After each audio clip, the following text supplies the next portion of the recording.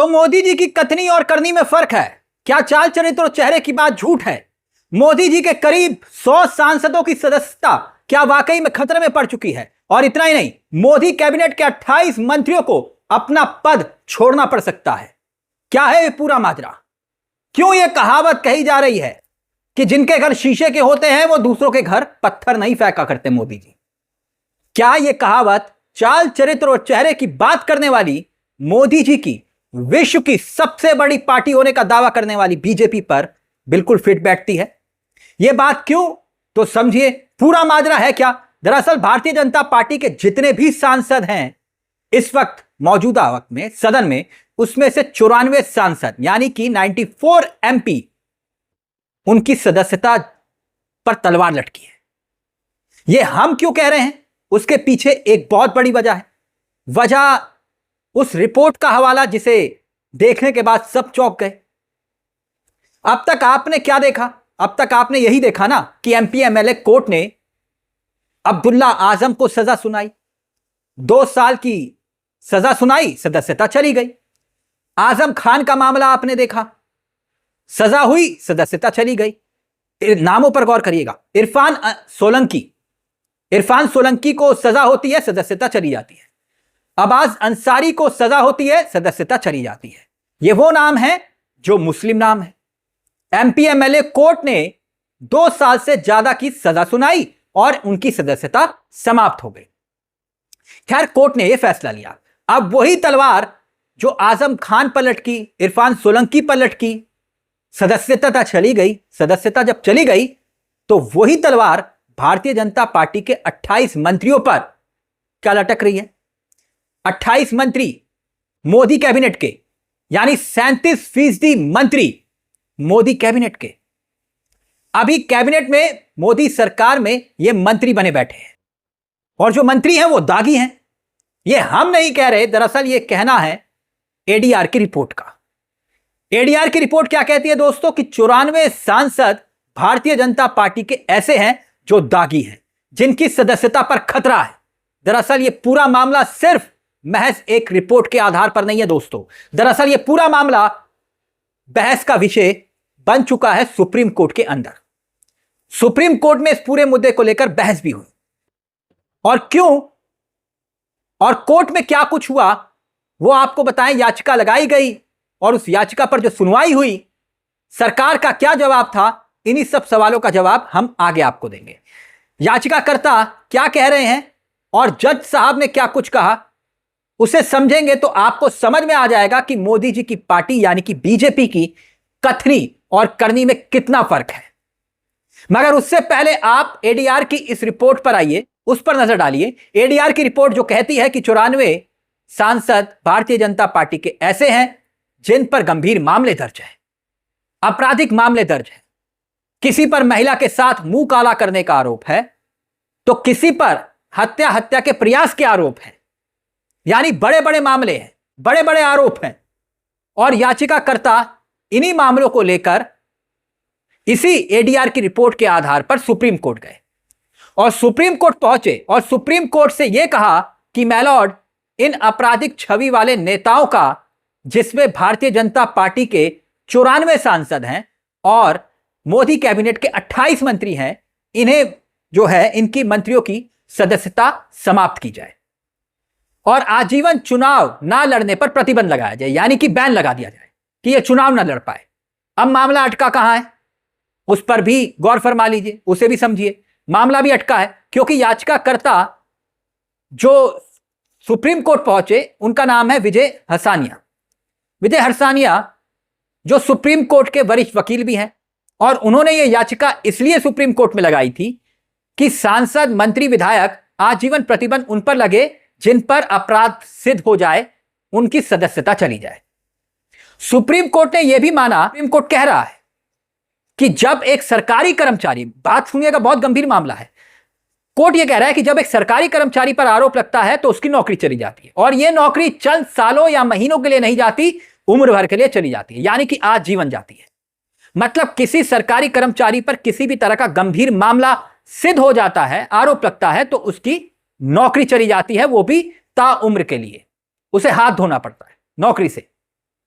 तो एक सांसद, विधायक, मंत्री उसी पैमाने से कैसे बच जाते हैं? बात बड़ी है। वो नेता जो चुनाव जीत कर आते हैं, जिन पर आपराधिक मामले दर्ज होते हैं, वही सांसद बनते हैं, मंत्री बनते हैं और संसद में पहुंचकर मंत्री बनने के बाद वही कानून बनाते हैं। यह बात जस्टिस मनमोहन और जस्टिस दीपांकर दत्ता की बेंच में होगी। हमें इस बात को याद रखना होगा दोस्तों कि हमारे देश में जो कानून है वो ये कानून बताता है कि भाई 2 साल से ज्यादा अगर सजा होगी तो उसकी सदस्यता चली जाएगी, सांसद, विधायक, मंत्री की। हमें यह भी याद रखना होगा कि इन्हीं मान्यों के लिए, हमारे मान्यों के लिए एक अलग कोर्ट होता है, अलग न्यायालय होता है, जिसे हम एमपी एमएलए कोर्ट कहते हैं। यानी कार्रवाई की सुनवाई, जिरह, सब कुछ इसी अदालत में होता है, एमपी एमएलए अदालत में। जिसको 2 साल की सजा हो जाती है उसकी सदस्यता चली जाती है। याचिकाकर्ताओं ने, जो याचिकाकर्ता है, उन्होंने एक और मांग उठाई, एक और दलील भी रखी, मांग भी कि सुप्रीम कोर्ट ऐसे ही मामलों की गंभीरता को ध्यान में रखते हुए स्वतः संज्ञान ले ले। क्योंकि याचिकाकर्ता का तर्क यह है कि एमपी एमएलए कोर्ट में 5000 से ज्यादा मामले पेंडिंग है। यानी कि 5000 से ज्यादा दोस्तों मामले पेंडिंग है। क्योंकि इन एमपी एमएलए कोर्ट में मंत्रियों का प्रभाव, क्योंकि जांच का मसला आएगा, पुलिस जांच कैसे कर पाएगी? मामला एमपी का होता है, एमएलए का होता है, मंत्रियों का होता है, तो पुलिस की जांच धीमी होती है। और जब जांच करती है पुलिस तो धीमी जांच होगी तो अदालत किसी नतीजे पर नहीं पहुंच पाएगी। इसका उदाहरण भी मैं आपको देता हूं। जैसे कि विजय शाह का मामला याद करिए, वो विजय शाह जो मोदी जी की आंख का तारा है, उसने देश की बेटी कर्नल सोफिया कुरैशी पर अपमानजनक टिप्पणी की, आतंकियों की बहन तक बोल दिया, मोदी जी की शान में कसीदे पढ़ते हुए। हाई कोर्ट ने यह कहा कि इस मंत्री पर एफआईआर दर्ज हो 4 घंटे के अंदर। अब जांच होगी तब जब पुलिस तेज रफ्तार से जांच करेगी। और आप जानते हैं इस मामले की जांच किस तरह से चल रही है। जब नतीजे पर पहुंचेगी नहीं जांच तो फिर सजा होगी तो होगी कैसे? अब जब सजा ही नहीं हो पाएगी तो नेता, सांसद, विधायक, मंत्री बने रहते हैं, इनको कोई दिक्कत, कोई परेशानी नहीं होती। 5 साल ठाठ से गुजारते हैं और नेता शान से बोलते हैं दबदबा था, दबदबा है और दबदबा रहेगा। जैसे कि पहलवानों से यौन शोषण के आरोप झेल रहे बृजभूषण शरण सिंह, वो कहते हैं दबदबा था, दबदबा है, दबदबा रहेगा। भले ही वो सांसद नहीं है बृजभूषण, मगर बेटे को बीजेपी ने सांसद जरूर बना दिया। यानी पिता रहे या बेटा रहे, घर में ही टिकट रहेगा, कोई दिक्कत नहीं। और ऐसा नहीं है कि एमपी एमएलए कोर्ट में जांच की रफ्तार धीमी होती है, ऐसा नहीं कहा मैंने, होती है, बशर्ता मामला किसी मुसलमान नेता का हो। वहां पर पुलिस की जांच तेज दौड़ती है। उदाहरण देकर समझाता हूं। नाम अगर आजम खान होगा तो पुलिस जांच तेज करेगी। नाम अगर इरफान सोलंकी होगा, नाम अरबाज अंसारी होगा, नाम अमनतुल्ला होगा, तो पुलिस की जांच 120 की नहीं 400 की स्पीड से। लेकिन इन तमाम मामलों में 170 ऐसे मामले हैं जो गंभीर मामले हैं सांसदों पर, जिसमें भारतीय जनता पार्टी के 94 सांसद हैं और 28 मोदी कैबिनेट में मंत्री।